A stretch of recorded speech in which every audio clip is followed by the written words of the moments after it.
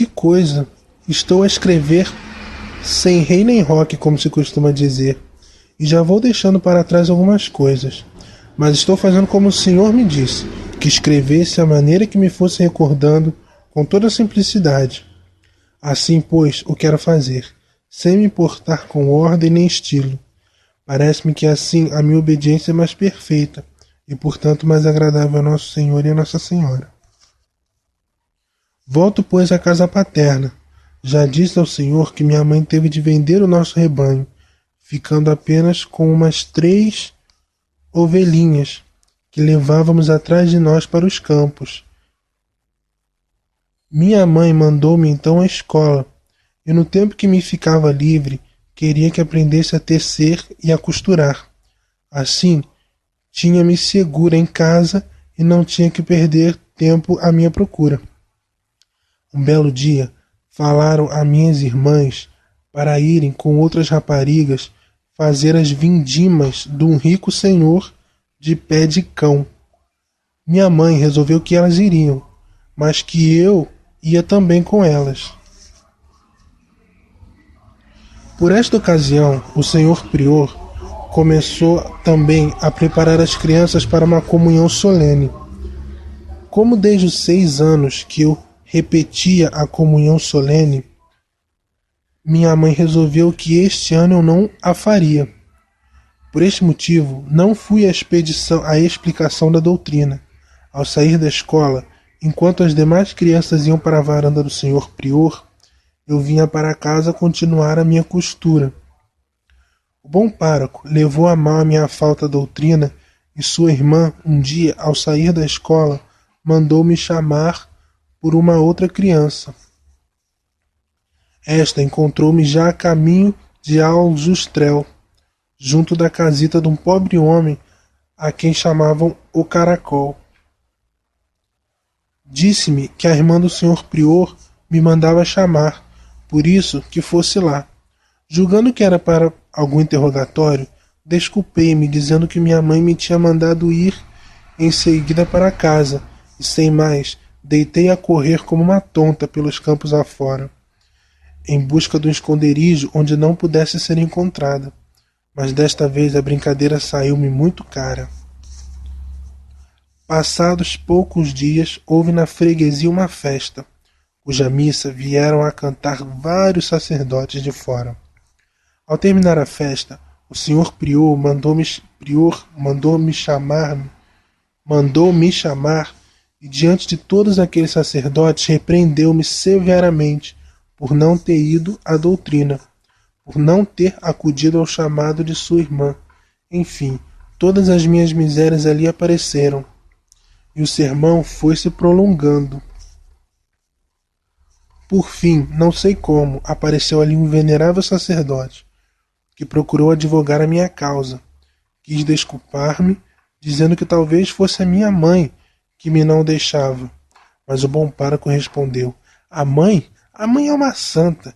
Ela é que é uma criatura que ainda estamos para ver o que daí vai sair. O bom sacerdote, que vinha a ser o senhor vigário de Torres Novas, perguntou-me então amavelmente o motivo por que não tinha ido à doutrina. Expus então a determinação que minha mãe tinha tomado. Parecendo não acreditar, o senhor prior mandou chamar a minha irmã Glória, que ali estava no adro, para se informar da verdade. Depois de saber que as coisas eram como eu acabava de dizer, concluiu: Pois bem, ou a menina agora há de vir, estes dias que faltam à doutrina, e depois fazer a confissão comigo, receber a comunhão solene com as demais crianças, ou, então, na freguesia, não torna a receber mais a comunhão. Ao ouvir tal proposta, minha irmã apresentou que, 5 dias antes, eu devia partir com elas, e que nos fazia muito desarranjo, que se o padre queria que eu me confessasse e comungar em outro dia antes de partir. O bom pároco não atendeu a pedidos e manteve firme a sua proposta. Ao chegar a casa, informamos minha mãe que ainda foi também pedir ao senhor padre para me confessar e dar a Sagrada Comunhão em outro dia, mas tudo foi inútil. Minha mãe decidiu então que, além de ser longuíssimo, era preciso ir por caminhos péssimos, atravessar montes e serras, que depois do dia da comunhão solene, meu irmão faria a viagem para me lá ir levar. Eu creio que suava tinta só com a ideia de ter que me confessar com o senhor prior. Que medo que eu lhe tinha! Chorava de aflição. Chegou a véspera, e o senhor padre mandou que todas as crianças à tarde fossem à igreja para se confessarem. Lá fui, pois com o coração mais apertado do que se estivesse em uma prensa. Ao entrar na igreja, vi que havia vários sacerdotes confessando. Em um confessionário ao fundo estava o senhor Padre Cruz, de Lisboa. Eu já tinha falado com ele, com o senhor, de quem tinha gostado muito, sem reparar que em confessionário aberto, a meio da igreja, estava o senhor prior. Notando tudo, pensei: primeiro vou confessar-me ao senhor prior Padre Cruz e perguntar-lhe como hei de fazer, e depois vou então ao nosso prior. O senhor doutor Cruz recebeu-me com toda a amabilidade e depois de me ouvir, deu-me seus conselhos, dizendo que, se não queria ir junto do senhor prior, que não fosse, e que, por isso, ele não me poderia negar a comunhão. Radiante com tais conselhos, rezei a penitência e escapei-me da igreja, com medo que alguém me chamasse. No dia seguinte, lá fui com o meu vestido branco, receando ainda que a comunhão me fosse negada.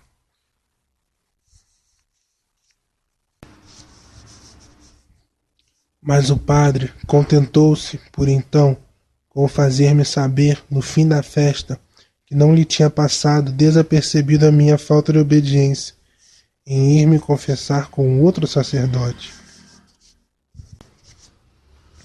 O bom pároco continuou a mostrar-se cada vez mais descontente e perplexo a respeito dos fatos, e um belo dia deixou a freguesia. Espalhou-se então a notícia de que ele havia saído por minha causa, por não querer assumir a responsabilidade dos fatos. Como era um pároco zeloso e querido do povo, não me faltou por isso que sofrer. Algumas piedosas mulheres, quando me encontravam, desafogavam o seu desgosto, dirigindo-me insultos, e por vezes despediam-me com um par de bofetadas ou pontapés. Comunhão no sofrimento. A Jacinta e o Francisco poucas vezes tomavam parte em esses mimos que o céu nos enviava, porque seus pais não consentiam que ninguém lhes tocasse, mas sofriam por me ver sofrer, e não poucas vezes as lágrimas lhes banharam as faces por me verem aflita ou mortificada.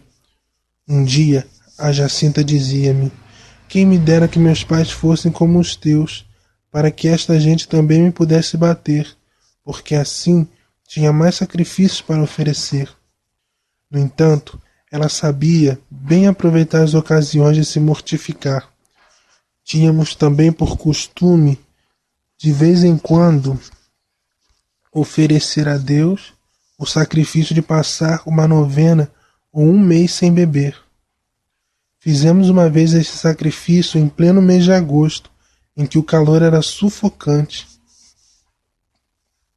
Voltávamos um dia de haver ido rezar o nosso terço à cova, e ao chegar junto de uma lagoa que fica à beira do caminho, diz-me Jacinta: olha, tenho tanta sede e dói-me tanto a cabeça, vou beber um pouquito desta água. Desta não, lhe respondi. Minha mãe não quer que bebamos aqui, porque faz mal. Vamos ali pedir um pouquito a Maria dos Anjos. Era uma vizinha. Não, dessa água boa não quero. Bebia desta porque, em vez de oferecer a Nossa Senhora a sede, oferecia-lhe o sacrifício de beber água suja. Na verdade, a água desta lagoa era sujíssima. Várias pessoas aí lavavam a roupa e os animais iam beber e banhar-se. Por isso, minha mãe tinha cuidado de recomendar a seus filhos que não bebessem desta água. Outras vezes, dizia: Nosso Senhor deve estar contente com os nossos sacrifícios, porque eu tenho tanta sede, mas não quero beber, quero sofrer por seu amor. Um dia, estávamos sentados no portal da casa dos meus tios, quando notamos que se aproximam várias pessoas. O Francisco, comigo, sem tempo para mais, corremos, cada um para o seu quarto e esconder-nos debaixo das camas. A Jacinta diz: Eu não me escondo, vou oferecer a Nosso Senhor esse sacrifício. Essas pessoas aproximaram-se, falaram com ela, esperaram largo tempo enquanto que nos procuravam e por fim foram embora. Saí então do meu esconderijo e perguntei-lhe: Que respondeste quando te perguntaram se sabias de nós? Não respondi nada. Baixei a cabeça, pus os olhos no chão e não disse nada. Faço sempre assim, quando não quero dizer a verdade. E mentir também não quero, porque é pecado mentir. Na verdade, ela tinha muito costume de proceder assim, e era acusado cansarem-se a fazer-lhes perguntas, que não lhe obtinham a mínima resposta. Sacrifícios desta espécie, por ordinário, se nos podíamos escapar, se não nos dispunhamos a oferecê-los. Um outro dia, estávamos sentados a alguns passos da casa deles, à sombra de duas figueiras que caem sobre o caminho. O Francisco afastou-se um pouco brincando. Notando que se aproximavam várias senhoras, corre a dar-nos a notícia. Como em esse tempo se usavam uns chapéus com umas abas quase do tamanho de uma peneira, pensamos que, com semelhante cartapácio, elas não nos veriam. E sem mais, subimos para cima das figueiras. Logo que as senhoras passaram, descemos apressadamente e, em precipitada fuga, fomos nos esconder entre um campo de milho. Esta nossa maneira de escapar, sempre que podíamos, constituía também uma queixa do senhor prior, e em especial, ele queixava-se de que nós escapávamos, em especial dos sacerdotes. Era certo, tinha razão, mas era porque também, em especial, os sacerdotes nos interrogavam, reinterrogavam e tornavam a interrogar. Quando nos víamos na presença do sacerdote, já nos dispunhamos para oferecer a Deus um dos nossos maiores sacrifícios. Proibição da peregrinação. O governo não se conformava com os progressos dos acontecimentos. Tinham posto no local das aparições uns paus à madeira de arco com umas lanternas que algumas pessoas tinham cuidado de conservar acesas. Mandaram, pois, uma noite, alguns homens com um automóvel para derribar os ditos paus, cortar a carrasqueira onde se tinha dado a aparição e levá-la de rasto atrás do automóvel. Pela manhã, espalhou-se rápida a notícia do acontecido. Lá fui correndo para ver se era verdade. Mas qual foi a minha alegria quando notei que os pobres homens se tinham enganado e que, em vez da carrasqueira, tinham levado uma das azinheiras contíguas. Pedi então a Nossa Senhora perdão para esses pobres homens e rezei pela sua conversão. Passado algum tempo, em um dia 13 de maio, não me lembro se de 1918 ou se 19, ao amanhecer, correu a notícia que em Fátima estava uma força de cavalaria para impedir o povo a ida à cova da Iria. Toda a gente, meio assustada, me ia levar a notícia, dizendo que de certo era aquele dia o último da minha vida. Sem fazer caso do que me diziam, pus-me a caminho para a igreja. Ao chegar a Fátima, passei por entre os cavalos que cobriam o adro. Entrei na igreja, ouvi a missa que celebrou um sacerdote desconhecido, fiz a Sagrada Comunhão e, depois de dar graças, em paz voltei para casa, sem que ninguém me dissesse uma palavra. Não sei se me viram.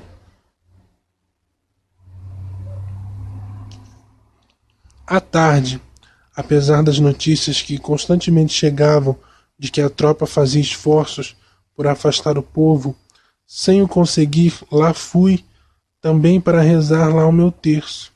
No caminho, juntou-se a mim um grupo de mulheres que tinham vindo de fora. Quando me aproximava já do local, vem ao encontro do grupo 2 militares, fustigando apressadamente os seus cavalos para nos alcançarem. Ao chegar junto de nós, pergunto para onde vamos. Ao ouvirem a resposta ousada das mulheres, que não lhes importava, fustigaram os cavalos, fazendo menção de querer atropelar-nos. As mulheres deitaram a fugir, cada uma para o seu lado, e em um momento encontrava-me só, em presença dos 2 cavaleiros. Perguntaram-me então o meu nome, o que eu disse sem hesitar. Perguntaram-me se era então a tal vidente. Respondi que sim. Deram-me então ordem de passar para o meio da estrada e de caminhar no meio dos 2 cavalos, indicando o caminho para Fátima. Ao aproximar-se da lagoa de que já tenho falado aí atrás, uma pobre mulher que aí vivia, de quem há pouco também falei, ao avistar-me a alguma distância, assim entre os cavalos, sai para o meio da estrada e, como se fora outra Verônica, procura incutir-me coragem. Os soldados obrigam-na a retirar-se sem perca de tempo, e a pobre mulher fica em um pranto desfeito, lamentando a minha desgraça. Alguns passos adiante, manda-me parar e perguntar-me se aquela mulher é minha mãe. Respondi que não. Eles não acreditaram e perguntaram se aquela casa não era minha. De novo lhes disse que não. Eles então, parecendo não acreditarem, mandaram-me seguir um pouco adiante até a casa de meus pais. Ao chegar a um terreno que fica um pouco antes de se entrar em Aljustrel, perto de uma pequena fonte, ao verem aí abertas umas covas para tanchões, mandaram-me parar e, talvez para me assustar, disseram um para o outro: aqui estão as covas abertas. Com uma das nossas espadas, cortamos-lhe a cabeça e aqui a deixamos, já enterrada. Assim acabamos com isto de uma vez para sempre. Ao ouvir este discurso, julguei-me totalmente chegado ao meu último momento, mas fiquei tanto em paz como se nada fosse comigo. Passado o momento em que pareceu ficarem pensativos, o outro respondeu: não, não temos autorização para isso. E mandaram-me continuar o caminho. Atravessei assim a nossa pequena aldeia até chegar à casa dos meus pais. Toda a gente vinha às janelas e às portas ver o que se passava. Uns riam de troça, outros lamentavam com pena a minha sorte. Ao chegar à minha casa, mandaram-me chamar os meus pais. Não estavam. Um apeou-se, então, para ver se estavam escondidos. Deu uma busca à casa e depois, não os encontrando, deu-me ordem de não sair dali mais. Aquele dia, e montando no seu cavalo, foram embora. Ao cair da tarde, correu a notícia de que a tropa se tinha retirado, vencida pelo povo, e ao pôr do sol, eu rezava o meu terço na cova da Iria, acompanhada por centenas de pessoas. Segundo contaram depois, quando eu ia assim presa, foram algumas pessoas avisar minha mãe de que se passava. Ela respondeu: se é certo que ela viu Nossa Senhora defenderá. E se ela mente, é bem que seja castigada. e permaneceu como antes, em paz. Agora perguntar-me a alguém: e enquanto se passou tudo isso, que foi feito dos seus companheiros? Não sei. Não me lembro nada deles neste momento. Talvez que os pais, em vista das notícias que corriam, os não deixassem sair de casa neste dia. A mãe de Lúcia adoece gravemente. O Senhor devia comprazer-se em ver-me sofrer, pois me preparava agora um cálice bem mais amargo, que dentro em pouco me dará a beber. Minha mãe cai gravemente enferma, e a tal ponto que um dia a julgamos agonizante. Foram então todos os seus filhos junto da sua cama para receber a sua última bênção e beijar-lhe a mão moribunda. Por ser a mais nova, fui a última. Minha pobre mãe, ao ver-me, reanimou-se um pouco, lançou-me os braços ao pescoço e, suspirando, exclamou: minha pobre filha, que será de ti sem mãe? Morro contigo atravessada no coração. E, prorrompendo em amargos soluços, apertava-me cada vez mais. Minha irmã mais velha arrancou-me de seus braços à força e, levando-me à cozinha, proibiu-me de voltar mais ao quarto da doente e concluiu dizendo: a mãe morre amargurada com os desgostos que tu lhe tens dado.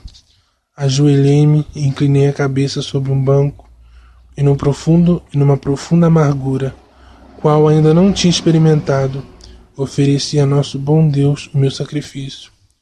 Poucos momentos depois, as minhas duas irmãs mais velhas, vendo o caso perdido, voltam junto de mim e dizem-me: Lúcia, se é certo que tu viste Nossa Senhora, vai agora à cova da Iria, pede-lhe que cure a nossa mãe.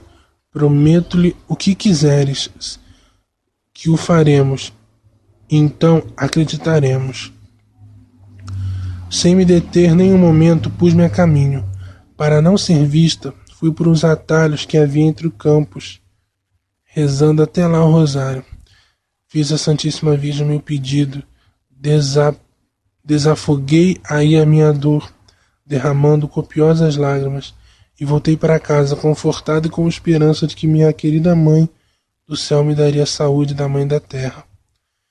Ao entrar em casa, minha querida mãe já sentiu algumas melhoras, e passados 3 dias, podia já desempenhar os seus trabalhos domésticos.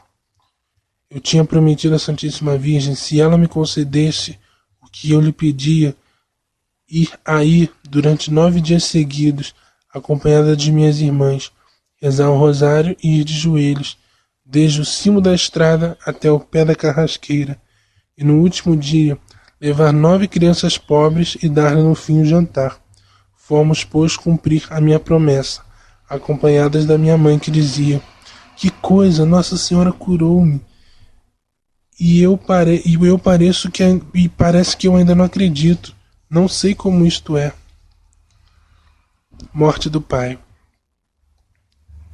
Nosso bom Deus deu-me esta consolação, mas de novo me batia à porta com outro sacrifício, nada mais pequeno.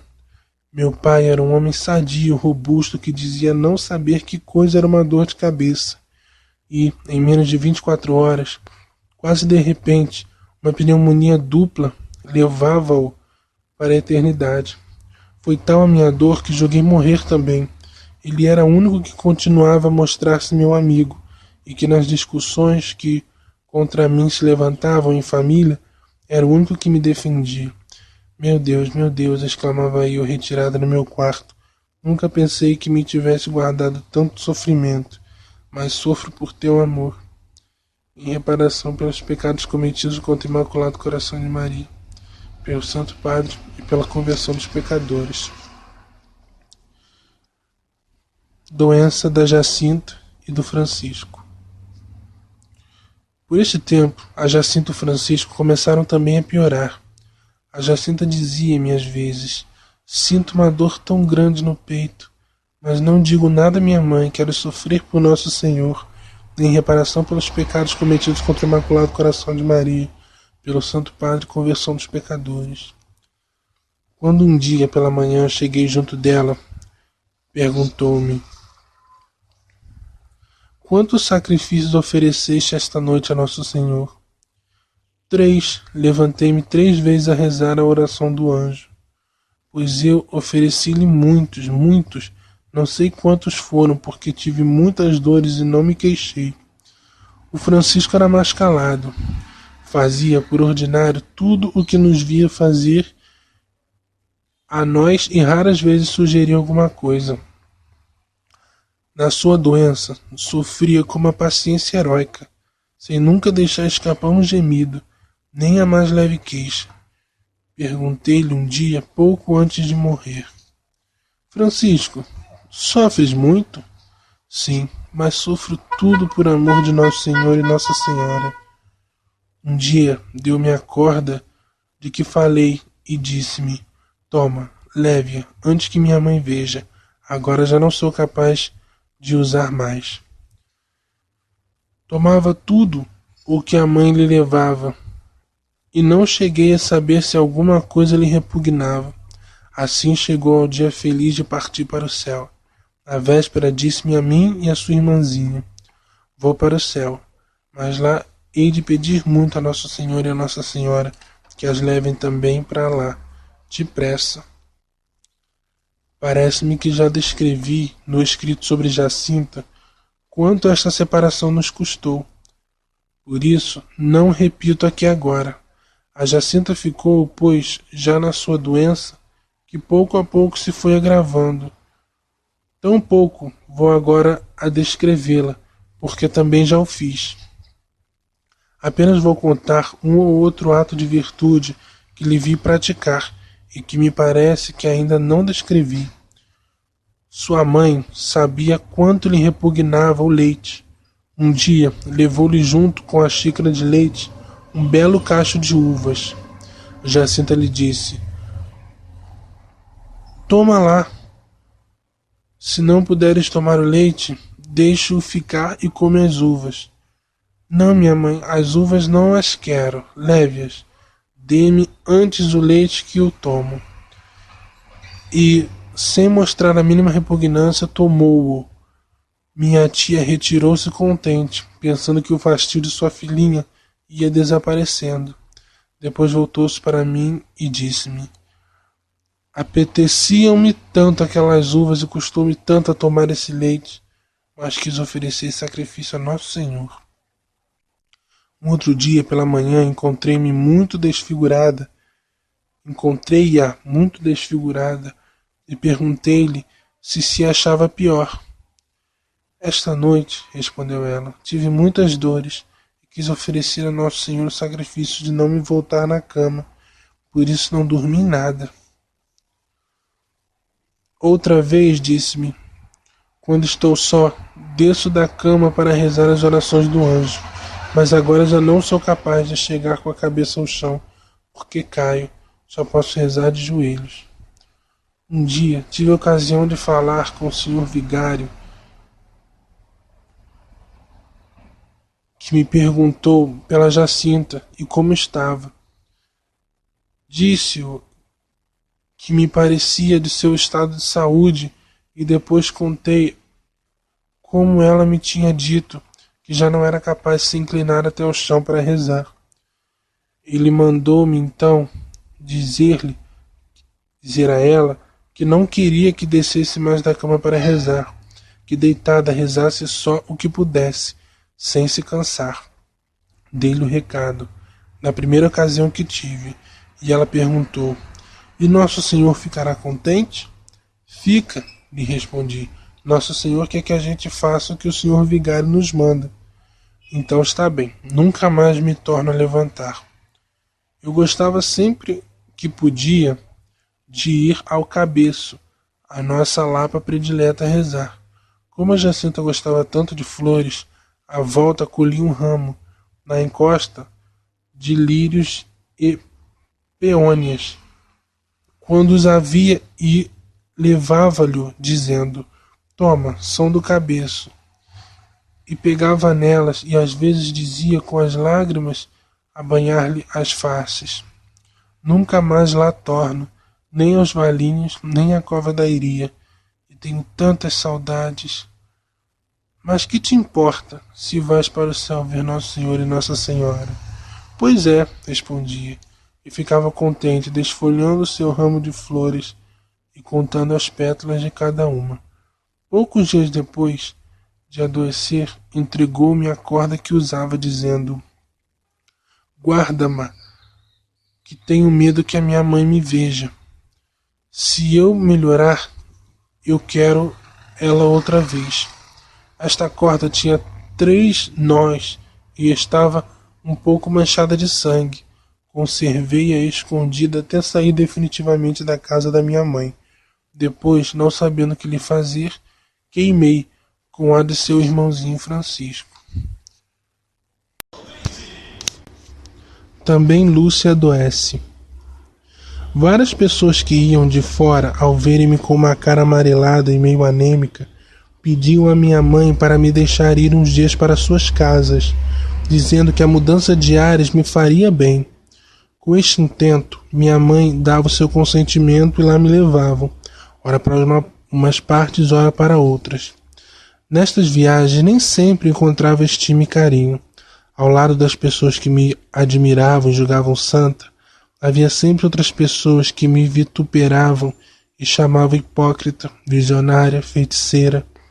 Era o nosso bom Deus a deitar o sal na água, para que ela não se corrompesse, e assim, graças a esta divina providência, passei pelo fogo, sem me queimar, nem chegar a conhecer aquele bichinho da vaidade, que costuma corroer.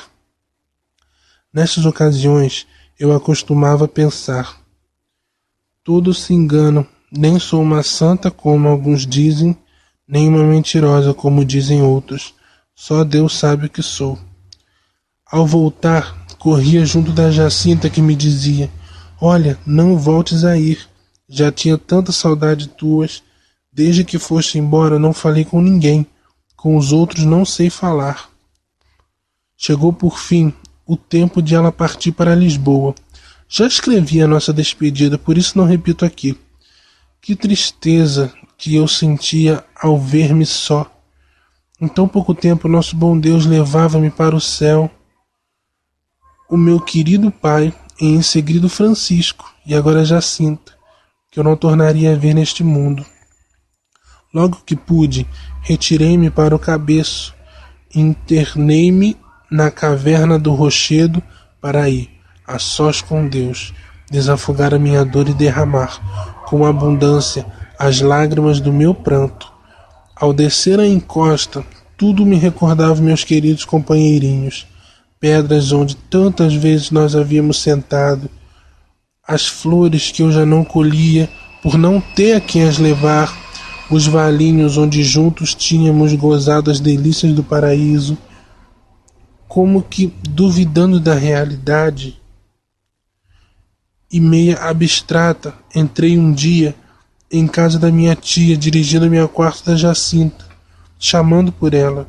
Sua irmãzinha Teresa, ao ver-me assim, embargou-me os passos, dizendo que a Jacinta já ali não estava. Passando pouco tempo, chegou a notícia de que havia voado ao céu. Trouxeram então o seu cadáver para a Vila Nova de Ourém. Minha tia lá me levou um dia, junto dos restos mortais da sua filhinha, com a esperança de, assim, me distrair. Mas, por largo tempo, a minha tristeza parecia aumentar cada vez mais. Quando encontrava o cemitério aberto, sentava-me junto da campa do Francisco ou de meu pai, e aí passava longas horas. Graças a Deus que, passado algum tempo, minha mãe resolveu ir a Lisboa e levar-me consigo. Por intermédio do senhor Dr. Formigão, uma piedosa senhora recebe-nos em sua casa e ofereceu-se para pagar a minha educação em um colégio, se eu quisesse ficar. Minha mãe e eu aceitamos, reconhecidas a generosa oferta da caritativa senhora de nome Dona Assunção Avelar. Minha mãe, depois de haver consultado os médicos e ouvir que necessitava de uma operação aos rins e à espinha, mas que eles não se responsabilizavam pela sua vida, em vista de ter também uma lesão cardíaca, voltou para casa deixando-me entregue aos cuidados dessa senhora. Quando já estava com tudo pronto e o dia marcado para entrar no colégio, disseram que o governo tinha sabido que eu estava em Lisboa e que me procurava. Levaram-me então para Santarém, para a casa do senhor Dr. Formigão, onde estive alguns dias escondida, sem nem sequer me deixarem ir à missa. E por fim, a irmã do senhor prior veio me trazer à casa da minha mãe, prometendo arranjarem a minha entrada em um colégio que, então, tinha as religiosas Doroteias em Espanha, e que, logo que estivesse tudo arranjado, me iriam buscar. Com todas essas coisas, distraí-me alguma coisa, e aquela tristeza acabrunhadora foi me passando. Primeiro encontro com o bispo. Por esse tempo, Vossa Reverendíssima entrava em Leiria, e o nosso bom Deus confiava aos seus cuidados um pobre rebanho, há largos anos sem pastor. Não faltou quem julgasse assustar-me com a chegada do bispo, como já doutra vez tinha feito com o venerável sacerdote, dizendo que sabia tudo, que adivinhava e penetrava no íntimo das consciências, e que agora iria descobrir todas as minhas intrugices. Longe de me assustar, ansiava por lhe falar e pensava: se é certo que sabe tudo, sabe que fala a verdade. Assim, logo que uma boa senhora de Leiria se ofereceu para me levar junto de Vossa Reverendíssima, aceitei, gostosa a proposta. Lá fui na expectativa do feliz momento. Chegou enfim esse dia, e ao chegar ao paço, mandaram-me entrar com essa senhora em uma sala e esperar um pouco. Vejo, passados alguns momentos, o secretário do senhor, que falou amavelmente com a senhora Dona Gilda, que me acompanhava, fazendo-me, de vez em quando, algumas perguntas. Como já me tinha confessado 2 vezes ao senhor, já o conhecia, e por isso a sua conversação foi-me agradável. Passado um pouco, veio o senhor doutor Marques dos Santos, com seus sapatos de fivela e envolvido na sua grande capa. Era a primeira vez que eu assim via vestir um sacerdote, e por isso chamou-me mais atenção. Começou, pois, a desenvolver o seu repertório de perguntas, que parecia não ter fim. De vez em quando ria-se com um ar de troça das minhas respostas, e no momento de falar com o senhor bispo, não havia maneira de chegar. Por fim, veio de novo o secretário de Vossa Reverendíssima dizer à senhora que me acompanhava que, quando o senhor bispo chegasse, que se desculpasse, dizendo que tinha que ir a um recado e que se retirasse, porque, dizia o senhor bispo, pode ser que Sua Excelentíssima lhe queira alguma coisa em particular. Ao ouvir este recado, exultei de alegria e pensei: o senhor bispo, como sabe tudo, não me fará muitas perguntas e está só comigo. Mas que bom. A boa senhora soube bem fazer a parte. Quando o senhor bispo chegou, e assim tive a felicidade de falar a sós com ele, o que em essa entrevista se passou não vou agora descrevê-lo, porque o senhor provavelmente se recorda melhor do que eu. Na verdade, quando vos vi receber-me com tanta bondade, sem me fazer a mínima pergunta curiosa ou inútil, interessando-vos apenas pelo bem da minha alma e prontificando-vos a tomar conta da pobre ovelhinha que o senhor acabava de vos confiar, fiquei mais do que nunca contente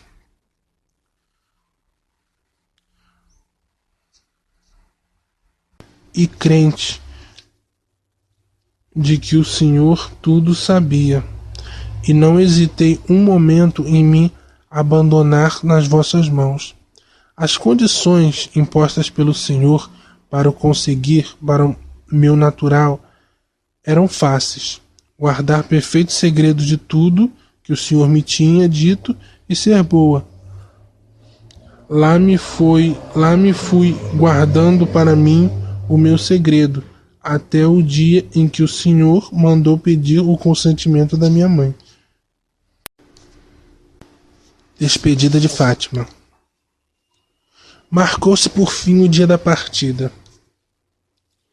Na véspera fui, pois, com o coração esmagado de saudades, despedir-me de todos os nossos terrenos, bem certo de que era a última vez que os pisava, do cabeço, da rocha, dos valinhos, da igreja paroquial, onde o bom Deus tinha começado a obra de sua misericórdia, e do cemitério, onde deixava os restos mortais do meu querido pai, do Francisco, que ainda não tinha podido esquecer, do nosso poço. Despedi-me já alumiada pelo pálido clarão da lua e da velha eira, onde tantas vezes tinha passado longas horas contemplando o lindo céu, estrelado e as maravilhas do nascer e pôr do sol, que por vezes me encantava, fazendo brilhar os seus raios nas gotas do orvalho que pela manhã cobriam as montanhas, como se fossem pérolas, e à tarde os flocos de neve, quando este caía durante o dia, pendente dos pinheiros que faziam lembrar as belezas do paraíso. Sem me despedir de ninguém, no dia seguinte, às 2 da manhã, acompanhada de minha mãe e de um pobre trabalhador que vinha para a leira, chamado Manuel Correia, pus-me a caminho, levando inviolável meu segredo. Passamos pela cova da Iria para ir fazer as minhas últimas despedidas. Rezei aí pela última vez o meu rosário, e enquanto avistei o local, fui-me voltando para trás, como que a dizer-lhe o meu último adeus. Chegamos à leira, aí pelas 9 da manhã. Lá me encontrei com a senhora Dona Filomena Miranda, mais tarde minha madrinha de crisma, encarregada pelo senhor bispo para me acompanhar. O comboio partia às 2 da tarde, lá estava eu, na estação, a dar à minha pobre mãe o meu abraço de despedida, deixando-a mergulhada em abundantes lágrimas de saudade.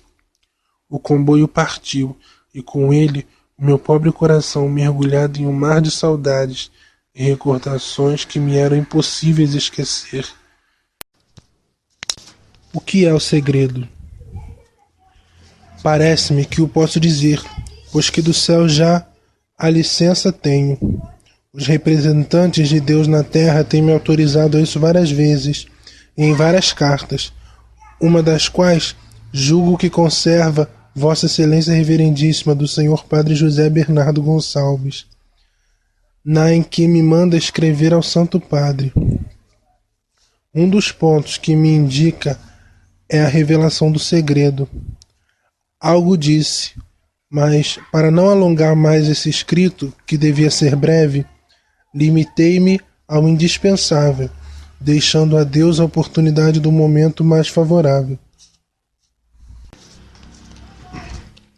Expus já no segundo escrito a dúvida que de 13 de junho a 13 de julho me atormentou, e que nessa aparição tudo se desvaneceu.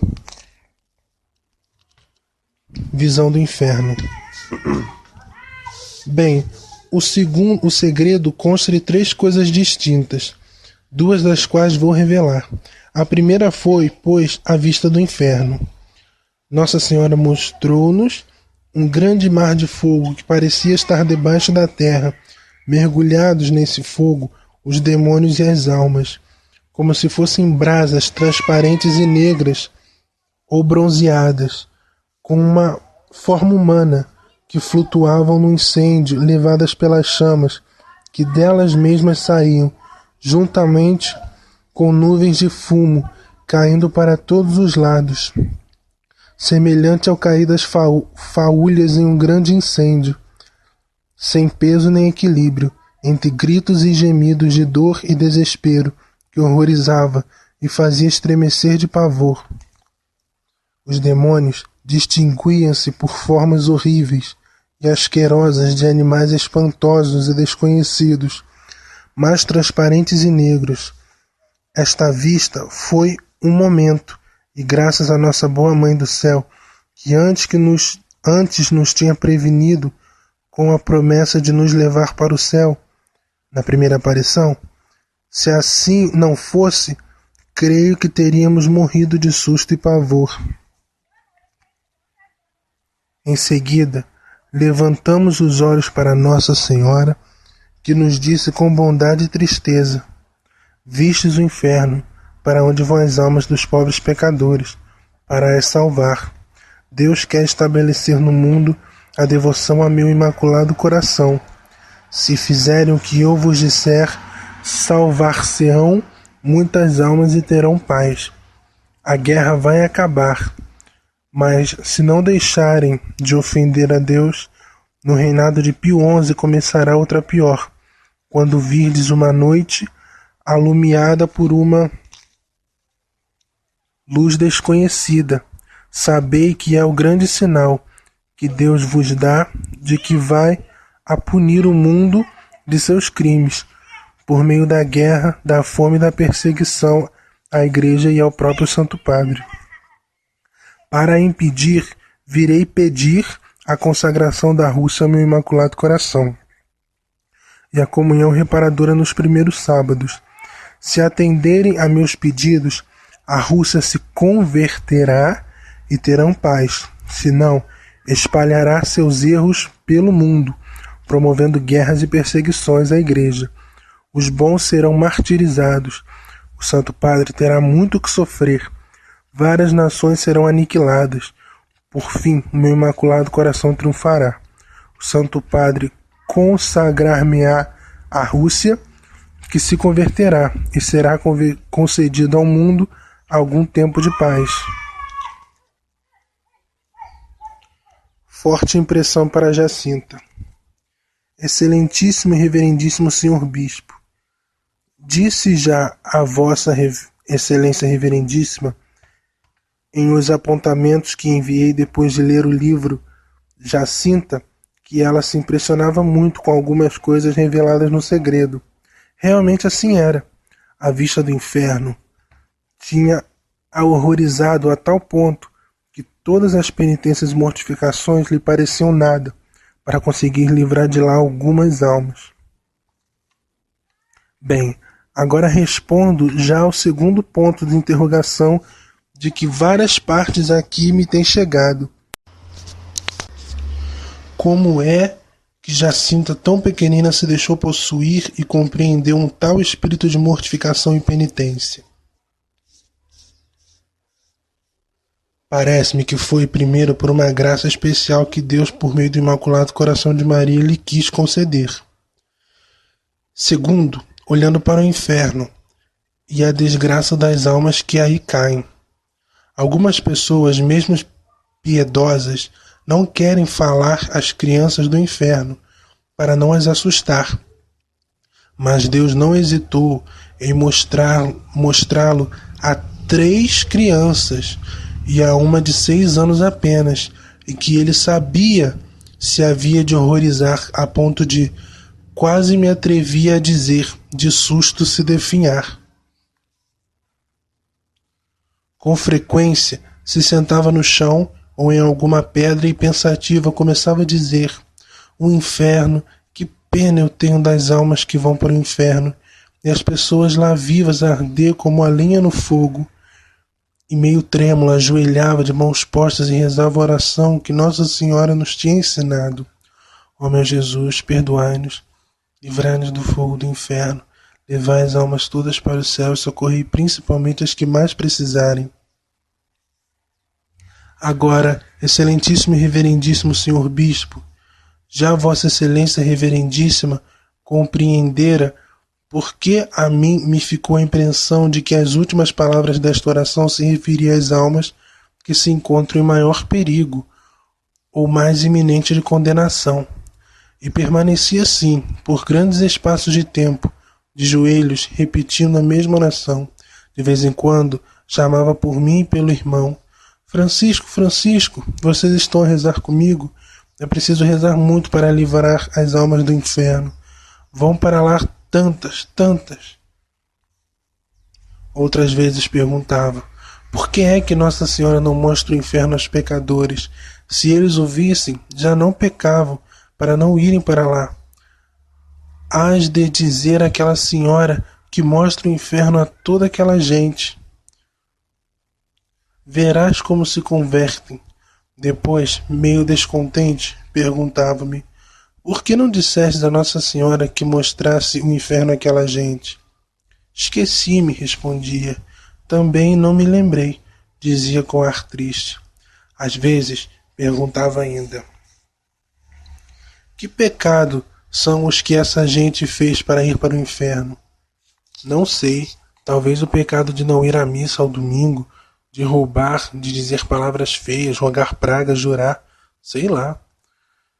E só assim, por umas palavras, vão para o inferno? Pois é pecado. Que lhes custava estar calados e ir à missa? Que pena eu tenho dos pecadores, se eu pudesse mostrar-lhes o inferno. Repetidamente, às vezes, agarrava-se em mim e dizia: eu vou para o céu, mas tu que ficas cá, se Nossa Senhora te deixar, diz a toda a gente como é o inferno, para que não façam mais pecados e não vão para lá.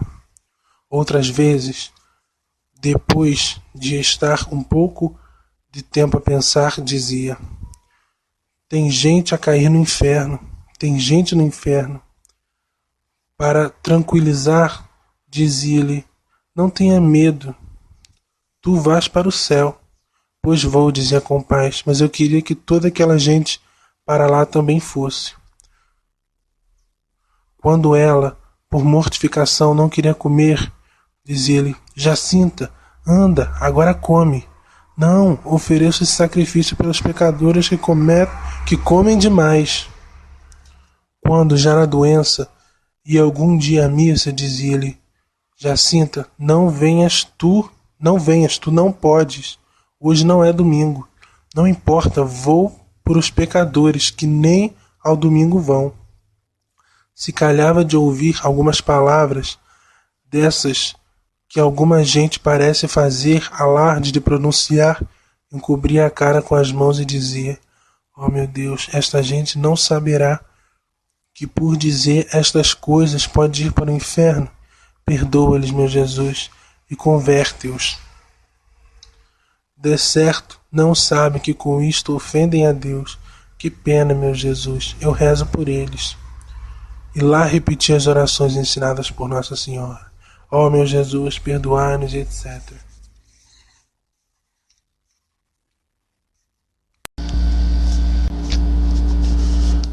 Aqui, senhor bispo, me vem à mente uma reflexão.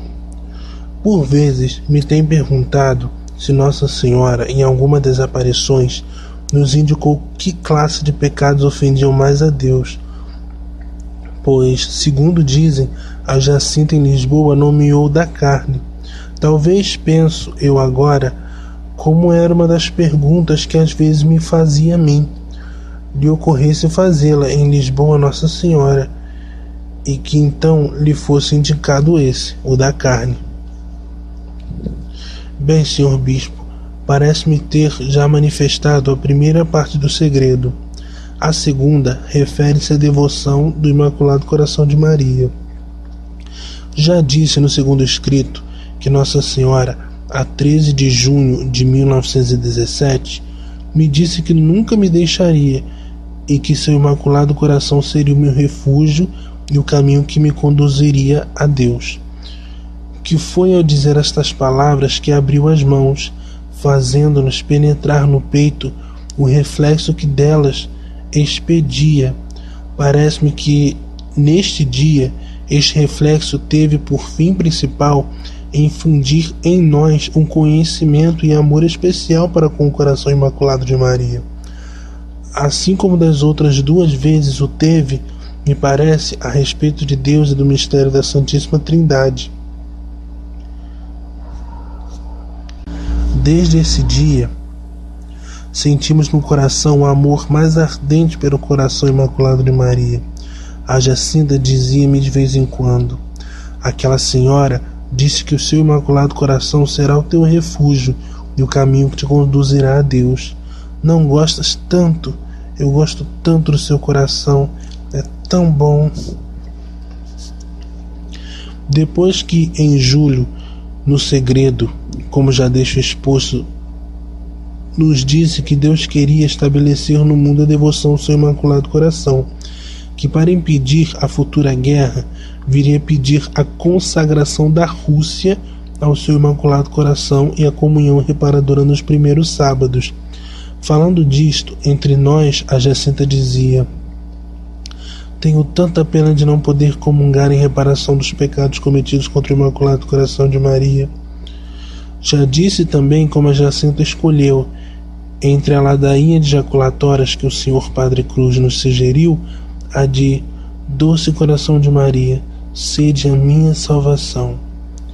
Às vezes, depois de a dizer, acrescentava com aquela simplicidade que lhe era tão natural: gosto tanto do Imaculado Coração de Maria, é o coração da nossa mãezinha do céu. Tu não gostas tanto de dizer muitas vezes Doce Coração de Maria, Imaculado Coração de Maria? Eu gosto tanto. Às vezes andava a apanhar as flores do campo e a cantar como as musiquinhas arranjadas por ela. No mesmo momento: Doce Coração de Maria, sede a minha salvação. Imaculado Coração de Maria, converte os pecadores, livrai as almas do inferno, e etc. Um dia fomos passar as horas da sexta para junto do poço de meus pais. A Jacinta sentou-se nas lajes do poço. O Francisco comigo foi procurar o mel silvestre nas silvas de um silvado de uma ribanceira que aí havia. Passado um pouco de tempo, a Jacinta chama por mim: não viste o Santo Padre? Não. Não sei como foi. Eu vi o Santo Padre em uma casa muito grande, de joelhos diante de uma mesa, com as mãos na cara, a chorar.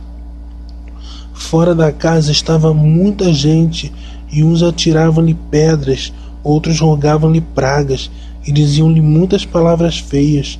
Coitadinho do Santo Padre, temos que pedir muito por ele. Já disse como um dia 2 sacerdotes nos recomendaram a oração pelo Santo Padre e nos explicaram que era o Papa. A Jacinta depois perguntou-me: é o mesmo que eu via chorar e de quem aquela senhora nos falou no segredo? É, lhe respondi. De certo aquela senhora também o mostrou a estes senhores padres, né? Eu não me enganei. É preciso rezar muito por ele. Em outra ocasião, fomos para a Lapa do Cabeço. Chegados aí, prostramo-nos por terra a rezar as orações do anjo. Passado algum tempo, a Jacinta ergue-se e chama por mim: não vês tanta estrada, tantos caminhos e campos cheios de gente a chorar com fome e não tem nada para comer? E o Santo Padre em uma igreja diante do Imaculado Coração de Maria a rezar, e tanta gente a rezar com ele. Passados alguns dias, perguntou-me: posso dizer que vi o Santo Padre e toda aquela gente? Não vês que isso faz parte do segredo, que por aí logo se descobriria? Está bem, então não vou dizer nada. Visões da guerra. Um dia fui à sua casa para estar um pouco com ela. Encontrei-a sentada na cama, muito pensativa. Jacinta, que estás a pensar? Na guerra que há de vir. Há de morrer tanta gente, e vai quase toda para o inferno.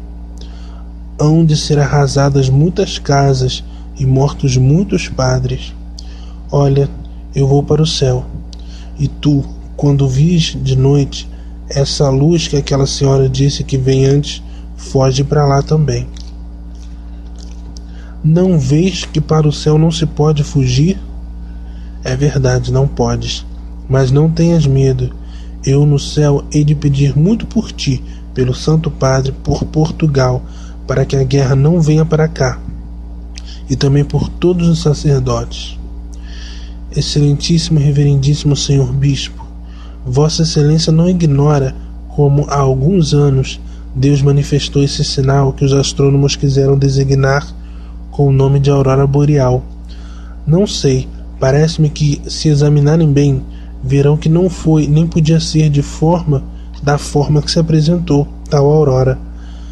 Mas seja o que quiserem, Deus serviu-se disso para me fazer compreender que a sua justiça estava prestes a descarregar o golpe sobre as nações culpadas, e comecei, por isso, a pedir com insistência a comunhão reparadora nos primeiros sábados e a consagração da Rússia. O meu fim era não só conseguir misericórdia e perdão de todo o mundo, mas em especial para a Europa. Deus, na sua infinita misericórdia, foi me fazendo sentir como esse terrível momento se aproximava. E Vossa Excelência Reverendíssima não ignora como nas ocasiões oportunas o fui indicando. E digo ainda que a oração e penitência que se tem feito em Portugal não aplacou ainda a divina justiça, porque não tem sido acompanhada de condição nem emenda. Espero que a Jacinta interceda por nós no céu. Já disse nos apontamentos que enviei sobre o livro da Jacinta que ela se impressionava muito com algumas coisas reveladas no segredo. Assim era a vista do inferno, a desgraça de tantas almas que para lá vão, a futura guerra cujos horrores ela parecia ter presenciado, faziam-na estremecer de pavor. Quando a via muito pensativa, perguntava-lhe: Jacinta, no que pensas? E não poucas vezes me respondia: nessa guerra que há de vir, em tanta gente que há de morrer e ir para o inferno. Que pena, se deixasse de ofender a Deus, nem vinha a guerra, nem iam para o inferno. Às vezes dizia-me também: tenho pena de ti, o Francisco e eu vamos para o céu, e vais ficar aqui, sozinha. Pedi a Nossa Senhora para te levar também para o céu, mas ela quer que cá fiques mais um tempo. Quando vier a guerra, não tenhas medo, no céu eu vou pedir por ti. Pouco tempo antes de ir para Lisboa, num desses momentos em que ela parecia abatida pela saudade, eu disse: não tenhas pena de eu não ir contigo, é pouco tempo, podes passá-lo a pensar em Nossa Senhora e Nosso Senhor e a dizer muitas vezes essas palavras de que gosta tanto. Meu Deus, eu vos amo, Imaculado Coração de Maria, Doce Coração de Maria, etc. Isso sim, respondeu com vivacidade. Não me cansarei nunca de dizê-las até morrer, e depois hei de cantá-las muitas vezes no céu. Interpretação do silêncio da Lúcia.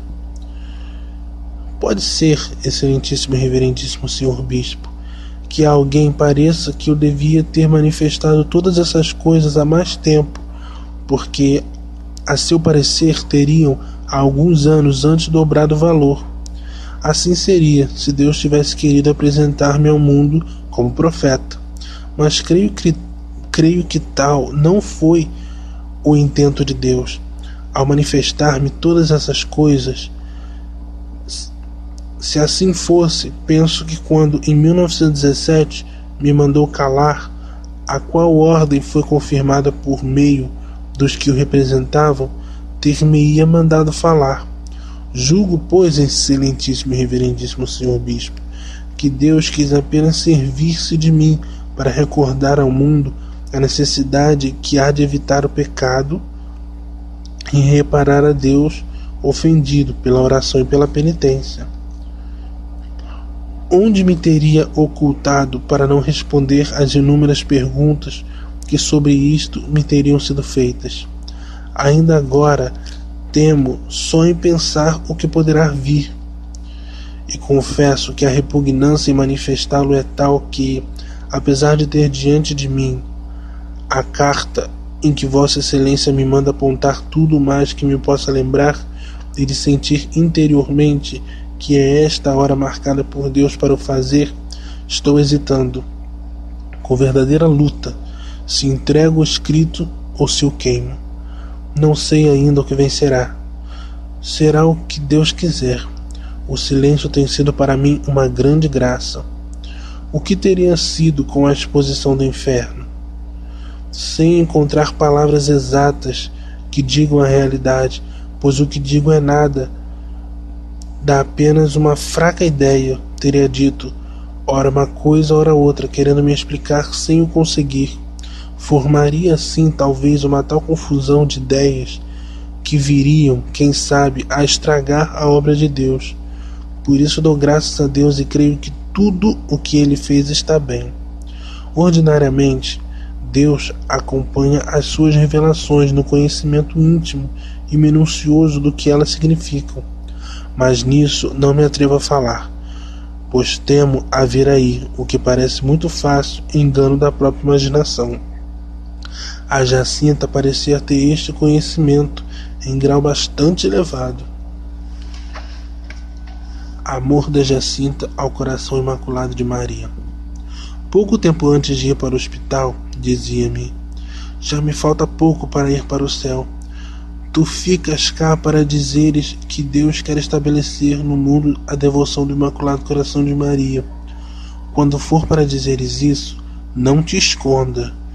Diz a toda a gente que Deus nos concede as graças por meio do Coração Imaculado de Maria, que lhe as peçam a ela, que o coração de Jesus quer que, a seu lado, se venere o Coração Imaculado de Maria, que peçam a paz ao Imaculado Coração de Maria, que Deus lhe entregou a ela. Se eu pudesse meter no coração de toda a gente o lume que tenho cá dentro no peito, a queimar-me e fazer-me gostar tanto do coração de Jesus e do coração de Maria.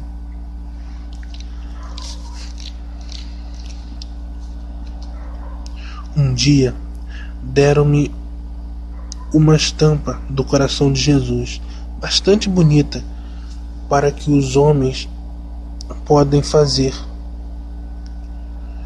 Levei-a a Jacinta. Queres esse santinho? Pegou nele, olhou com atenção e disse: é tão feio, não se parece nada com Nosso Senhor, que é tão bonito. Mas quero, sempre é ele. E trazia-o sempre com ela.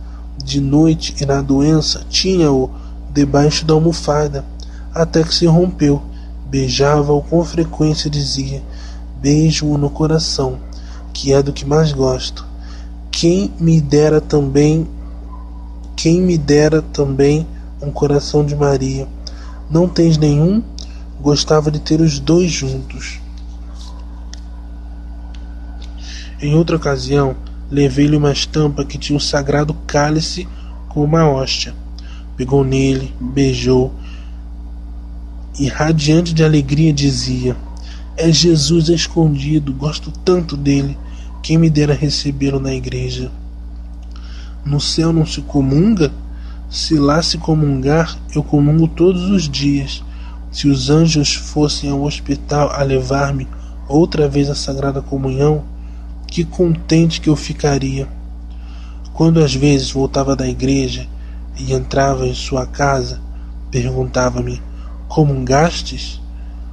Se lhe dizia que sim, chega-te aqui, bem para junto de mim, que tens em teu coração a Jesus escondido. Outras vezes dizia-me: não sei como é, sinto a Nosso Senhor dentro de mim, compreendo o que me diz e não o vejo nem ouço, mas é tão bom estar com ele. Em outra ocasião: olha, sabes, Nosso Senhor está triste, porque Nossa Senhora disse-nos para não o ofenderem mais, que já estava muito ofendido, e ninguém fez caso, continuam a fazer os mesmos pecados.